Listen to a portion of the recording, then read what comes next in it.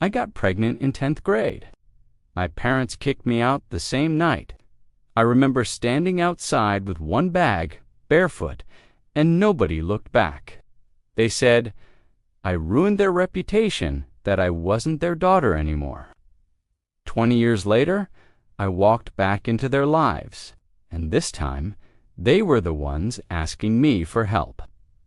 I didn't forgive them, but I didn't destroy them either. I just showed them what they'd thrown away. I still remember the sound of the rain that night. I was 16, scared, shaking, holding a positive pregnancy test in my hand. I didn't plan it. I wasn't even sure what to feel. I loved the boy, or at least I thought I did. But when my parents found out, my world ended. My father didn't yell. He just looked disgusted. "Pack your things. You're not staying here." My mother cried, not for me, but for what the neighbors would say. "We gave you everything. You threw it all away."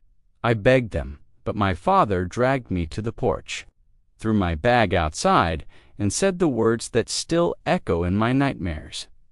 "You're dead to us." And then the door slammed. I stood in the rain, barefoot, holding my stomach.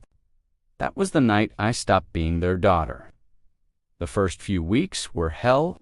I slept on park benches, sometimes in a friend's car, sometimes at the shelter. I was 16, pregnant, and invisible. The father of my baby Jason disappeared as soon as he heard. His parents moved him to another school. He never called. I worked at a diner washing dishes, sometimes cleaning bathrooms, earning just enough for food. Some nights, I thought about giving up. But then I'd feel that small kick inside me, and I'd whisper, "You and me, kid, we're going to make it." When my son was born, I named him Eli. He was tiny, but his eyes, he had my dad's eyes, and that made me cry every time I looked at him. Life didn't get easier, but I got stronger. I finished school through night classes. I saved every dollar I could. At 19, I got a scholarship for single mothers at a community college. Between diapers, classes, and part-time work, I barely slept. But every time someone said, "You won't make it," I worked harder. When Eli turned 5, I started a small business, cleaning offices at night. It wasn't much, but it was mine. I worked with 2 old vacuums and borrowed mops. Within 5 years, that business became a company. Within 10, we had 40 employees and corporate clients.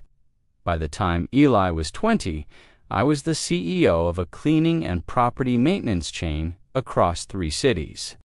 The girl who once slept in shelters now owned the buildings she used to clean. It was a Tuesday morning when the receptionist walked into my office. "There's a couple here to see you. They said it's urgent." I turned and my breath caught. It was them, my parents. My mother looked older, fragile. My father's hair was gray, his shoulders slumped. They looked small. They didn't recognize me at first, not until I stood up. Then my mother's eyes widened. "Isabella, it's Ms. Carter now," I said quietly.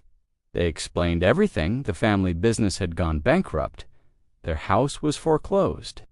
They'd been looking for jobs, but couldn't find any. And then my mother said the words that made my heart turn to stone. "We heard your company's hiring." I could have thrown them out. I could have humiliated them the way they did to me. But instead, I smiled.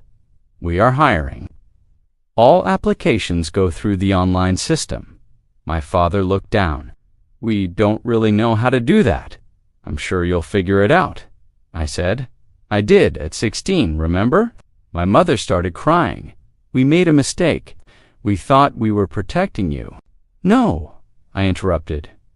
"You were protecting your image. You didn't lose a daughter. You abandoned a child." They stood there, speechless. I handed them both my business cards. "Here, maybe you'll remember the name this time." They left without another word. A month later, I got a letter in the mail from my father. It wasn't an apology. It was regret. He said he was proud of me, that he'd watched a local interview I did about rising from nothing.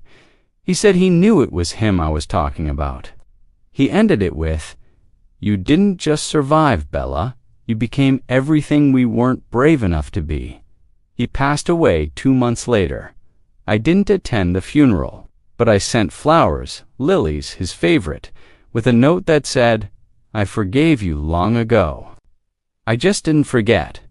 People think revenge means hurting someone back, but that's not true. Real revenge is living the life they said you never could. I raised my son. I built an empire from nothing. And when the people who broke me came crawling back, I didn't destroy them. I just let them see me happy, successful, free. Sometimes silence speaks louder than anger, and sometimes forgiveness is the sharpest weapon of all.